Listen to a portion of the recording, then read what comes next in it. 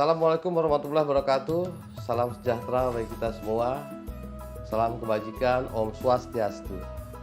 Jumpa lagi dengan Kong Teguh di program Kong Teguh.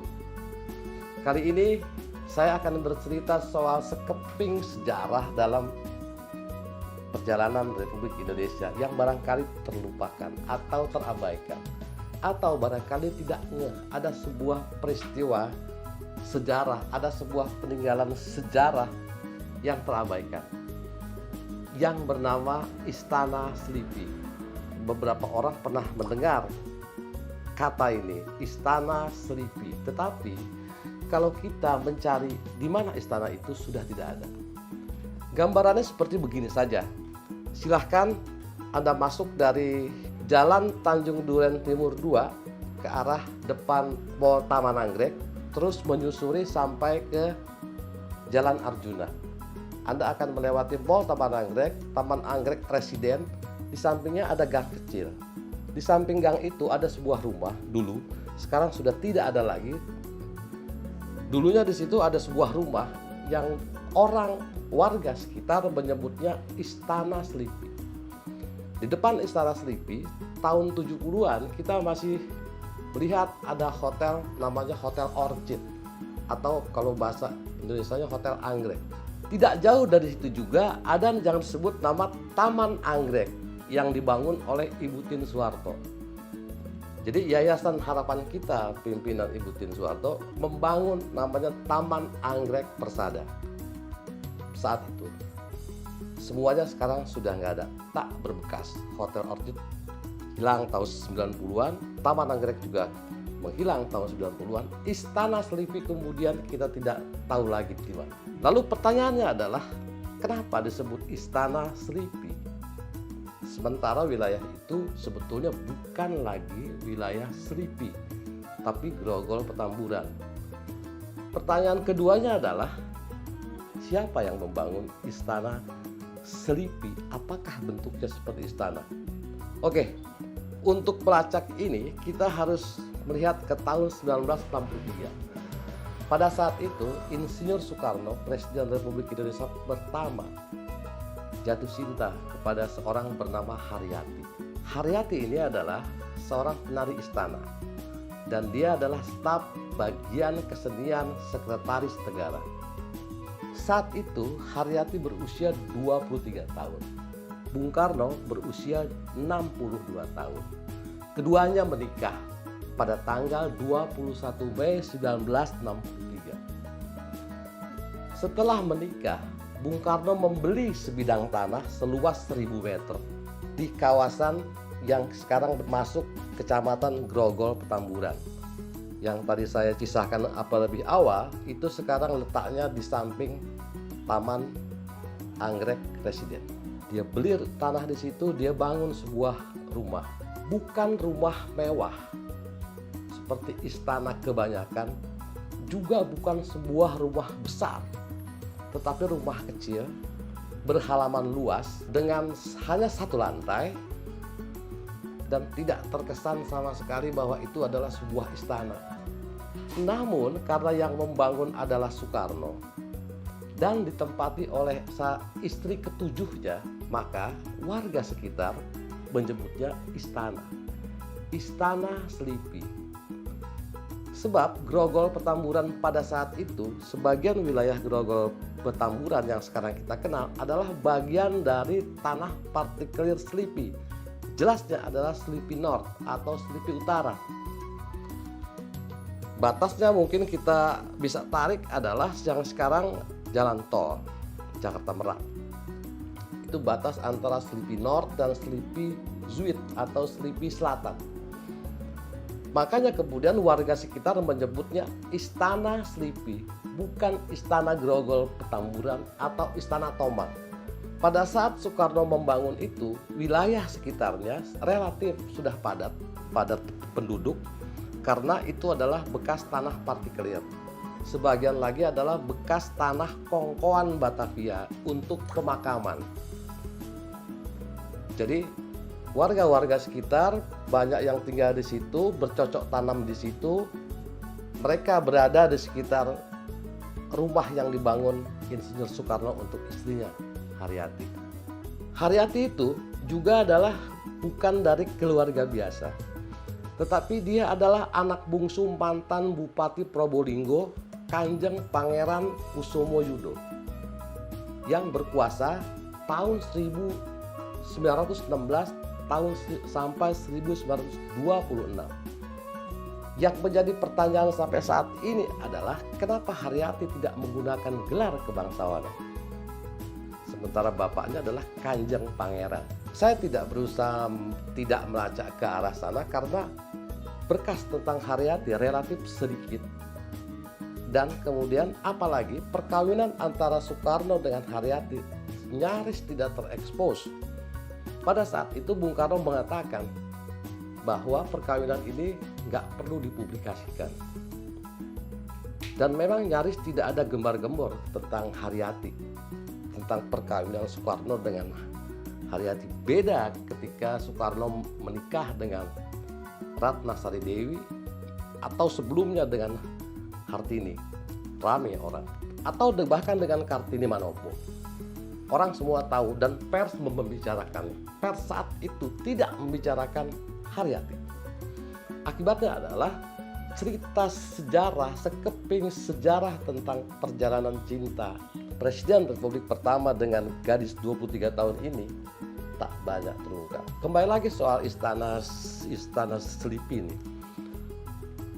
Rumah itu benar-benar hanya rumah biasa yang nggak ada bedanya lah dengan bangunan-bangunan di sekitarnya, hanya mereka agak sedikit kokoh, halaman luas, pagarnya pada saat itu kalau menurut kesaksian orang-orang tua yang kebetulan tinggal di sana, pagarnya itu dari pagar kawat yang ditumbuhin pepohonan. Tetapi belakangan pagarnya itu diganti dengan pagar tembok batu bata merah, tidak dipelur atau tidak dilapisi lagi sama semen. Gak ada cerita berapa kali Bung Karno datang ke tempat itu. Juga tidak ada cerita selama berapa tahun Haryati tinggal di situ. Tahun 1966 Haryati dan Soekarno bercerai. Sejak saat itulah kemudian, kalau menurut cerita-cerita tutur, cerita yang diingat oleh warga sekitar, rumah itu kemudian menjadi kosong. Haryati seolah-olah keluar dari rumah itu. Soekarno tidak mewariskan rumah itu kepada Haryati.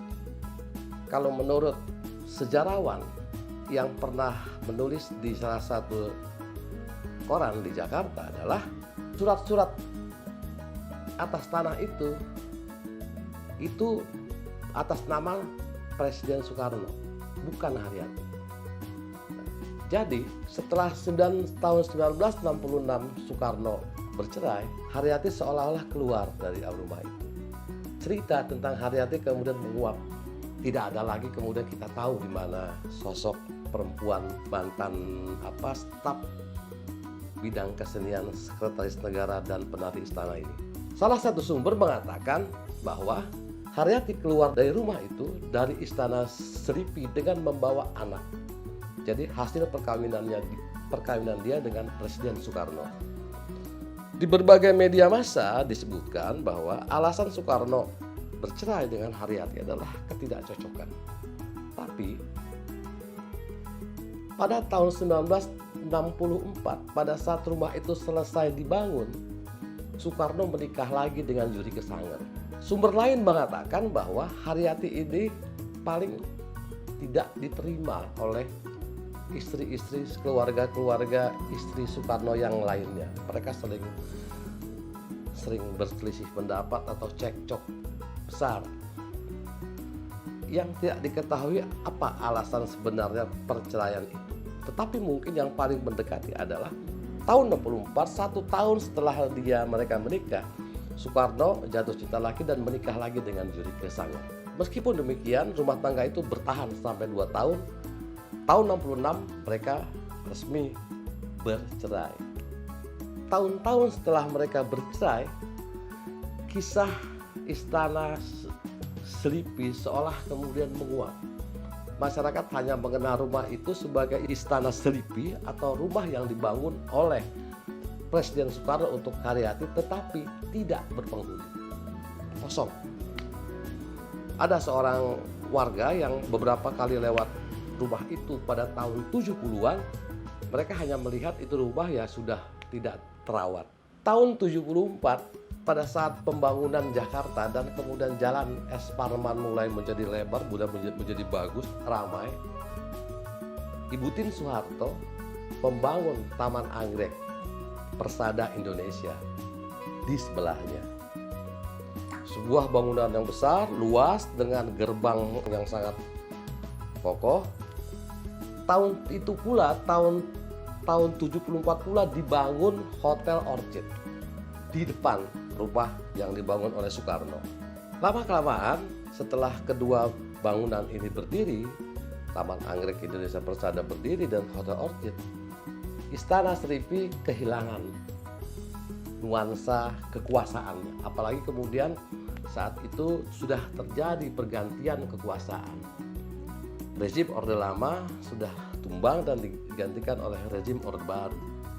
Istana Selipi kehilangan aura magisnya, tapi masyarakat sekitar masih mengenalnya, masih menyebutnya sebagai Istana Selipi. Orang-orang sering yang lalu lalang di sekitar situ masih bisa melihat, meskipun hanya sekedar melihat atau melongo ke dalam. Lalu setelah Taman Anggrek Persada Indonesia ditutup dan dipindahkan oleh Ibu Tien ke Taman Mini Indonesia Indah, Hotel Orchid juga kemudian digusur tahun 90-an. Nama Istana Selipi benar-benar hilang, lenyap.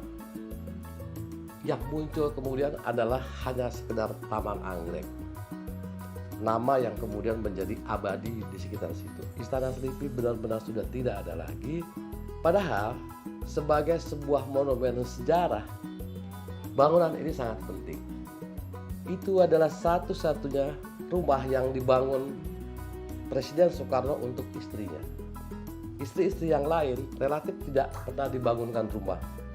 Satu hal yang kemudian perlu diketahui adalah menurut beberapa sejarawan, Soekarno itu adalah bukan tipe orang yang suka beli properti, beli tanah, bangun bangunan rumah, bangun apa segala macam untuk istri-istrinya. Enggak. Soekarno bukan tipe orang yang membanggakan sebuah properti, memperkaya diri dengan cara seperti itu. Maka ketika Istana Selipi kemudian diingat orang kembali, ada yang kemudian merasa hilang. Sebetulnya itu adalah sebuah bangunan penting yang pernah dibangun Soekarno di Jakarta untuk salah satu istrinya. Mungkin yang paling kehilangan adalah warga Jakarta, khususnya Jakarta Barat, itu bisa menjadi sebuah monumen yang sangat indah.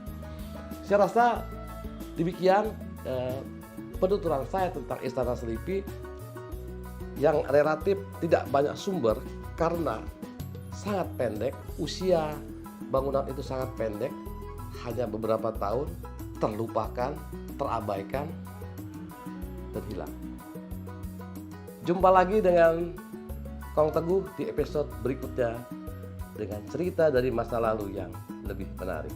Terima kasih. Assalamualaikum warahmatullahi wabarakatuh.